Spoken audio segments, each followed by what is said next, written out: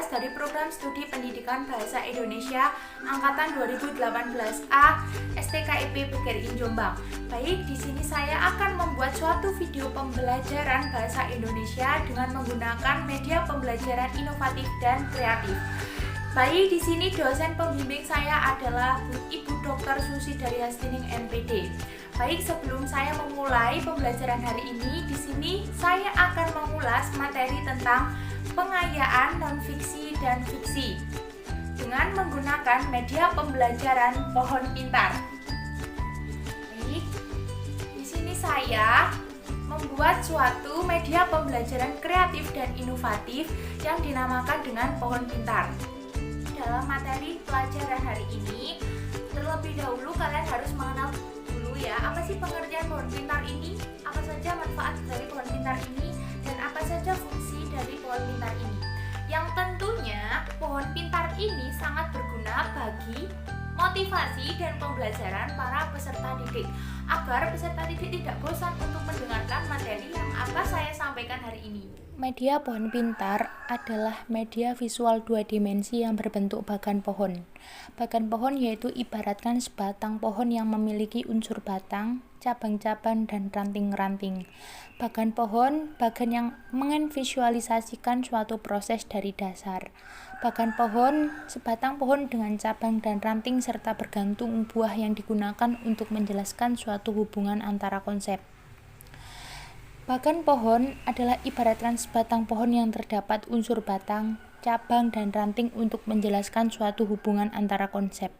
Maka dari itu, saya menggunakan media pohon pintar yang bersifat tiga dimensi yang dibentuk menyerupai sebatang pohon, terdapat buah-buahan, dan dihias semenarik mungkin digunakan sebagai media pembelajaran pada hari ini.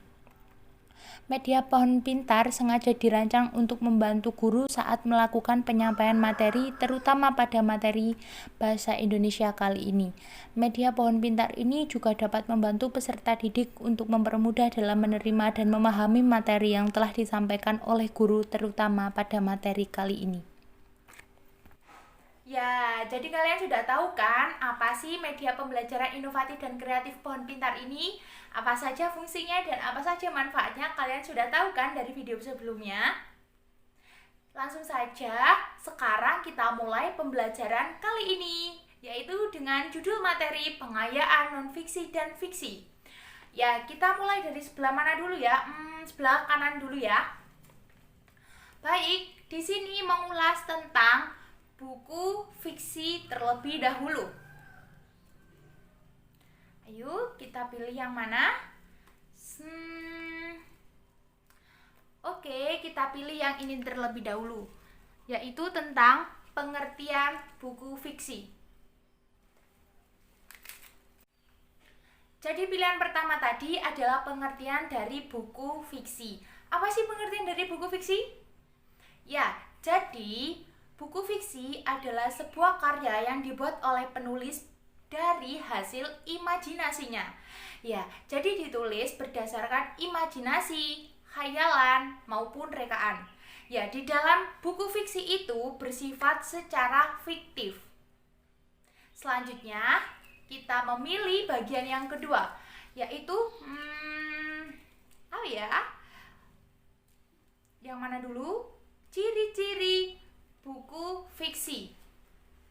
Ciri-ciri buku fiksi di sini adalah imajinatif, relatif, bersifat komparatif, tidak ada sistematika baku, dan yang ini adalah menyasar emosi. Saya akan menjelaskan satu persatu. Kita memilih bagian pembahasan kedua, yaitu unsur-unsur buku fiksi. Nah, di sini terdapat alur, latar, amanat, gaya bahasa, tema, dan tokoh. Di sini Ibu akan menjelaskan secara detail tentang unsur-unsur buku fiksi. Jadi, unsur-unsur buku fiksi terdiri dari alur, latar, amanat, tema, tokoh, dan gaya bahasa. Di sini saya akan menjelaskan tentang yang warna kuning ini ya, adalah tema. Tema adalah ide pokok atau gagasan utama dalam sebuah cerita. Jadi tema itu merupakan suatu pondasi dalam fiksi. Jadi sebenarnya tema ini sangat diperlukan dalam pembuatan buku fiksi ya. Selanjutnya adalah latar. Latar merupakan keterangan waktu, tempat, dan suasana dalam sebuah cerita. Tokoh adalah suatu kelompok atau setiap individu yang diperankan dalam sebuah tulisan. Jadi tokoh itu dibagi menjadi 3. Yang pertama tokoh antagonis, protagonis, dan tritagonis. Antagonis di sini mempunyai sifat yang negatif atau jahat, dengki, atau iri juga bisa. Kalau protagonis merupakan sifat yang baik hati dan tidak sombong dan memiliki sifat positif, dan tritagonis merupakan sifat penengah. Selanjutnya adalah alur. Alur merupakan serangkaian kegiatan yang ada dalam sebuah tulisan. Selanjutnya adalah gaya bahasa. Gaya bahasa adalah cara penyampaian penulis kepada jalan ceritanya. Kalau amanat adalah pesan yang ingin disampaikan oleh penulis kepada pembacanya. Baik, selanjutnya adalah ciri-ciri fiksi. Di sini ada imajinatif, relatif, bersifat konotatif, tidak ada sistematika baku, dan menguras emosi. Ya, jadi di sini itu menyasar emosi adalah jadi penulis itu berhasil membuat pembacanya merasakan emosi dan mengikuti jalan cerita dalam tulisan tersebut. Kalau tidak ada sistematika baku, jadi ini bersifat tidak baku atau bersifat relatif dan sesuai sesuka dengan cara penulisan seorang penulis, dan bersifat konotatif dan imajinatif. Jadi kembali lagi, fiksi itu ditulis berdasarkan imajinasi dari penulisnya.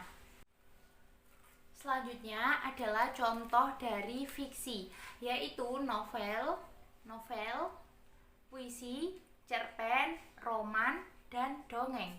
Jadi ada 5 yang di sini saya cantumkan contoh buku fiksi: novel, puisi, cerpen, dongeng, dan roman.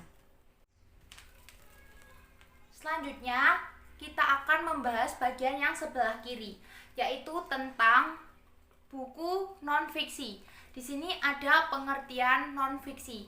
Non-fiksi adalah sebuah tulisan yang bersifat informatif, jelas, akurat, dan benar terjadi adanya. Jadi buku fiksi ini, non-fiksi ini merupakan buku yang benar-benar digunakan secara jelas dan benar adanya. Ada unsur-unsur non-fiksi. Unsur-unsur non-fiksi di sini ada sistematika penulisan, rincian subbab buku, bahasa yang digunakan, judul bab buku, dan cara menyajikan buku, dan terdapat awalnya tentu saja pasti ada cover buku. Dan ciri-ciri buku non-fiksi adalah menggunakan bahasa formal, fakta, bahasa denotatif, dan bersifat ilmiah. Kalau contohnya di sini Ibu juga menerapkan contoh-contoh fiksi, yaitu yang pertama kamus. Pastikan itu benar, sudah diteliti. Buku resep masakan bisa, buku atau tutorial juga bisa, ensiklopedia, dan dokumentasi. Nah, jadi kalian sudah paham kan tentang materi pengayaan fiksi dan non-fiksi. Jadi kalian tentu saja bisa membedakan apa sih buku fiksi dan non-fiksi ini. Ya, baik, itu tadi adalah penjelasan materi tentang pengayaan buku non-fiksi dan fiksi yang terdiri dari pengertian, ciri-ciri, unsur, dan ada contohnya juga. Baik, sekian yang telah saya sampaikan. Mohon maaf kurang lebihnya. Saya akhiri pembelajaran pada hari ini dengan menggunakan media pembelajaran inovatif dan kreatif Pohon Pintar. Wassalamualaikum warahmatullahi wabarakatuh. Sampai jumpa lagi.